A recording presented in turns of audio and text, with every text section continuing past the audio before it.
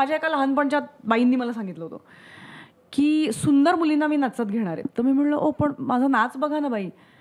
तर त्या मला नाही तू गोरीघारी नाही आहेस तर तू काही डान्स करू नकोस. तर मी म्हटलं आणि मला नाचात घेतलं नाही बाईंनी. तर मला असं वाटलं की अरे ओके. पण नंतर मला असं एक विचार माझ्या मनात आला की ओके म्हणजे आपण सावळे आहोत म्हणजे मग आपल्याला नाही वाटतं काही गोष्टी आवडीच्या करायला मिळणार. आता हा त्या बाईंनी त्यांच्या नकळत जो विचार माझ्या मनात पेरला पण त्याला खतपाणी घालायचं आहे का त्याचं झाड उगवू द्यायचं आहे का त्याला नाही बाबा ठीक आहे बाई असं म्हणाल्या पण I don't have to buy it you know. आणि मी त्याला जाऊ देऊ शकते आणि मी म्हणू शकते की नाही मला नाच करायला आवडतो आणि मला मिळू शकते संधी नाच करायची आणि मला अनेक संध्या मिळू शकतात.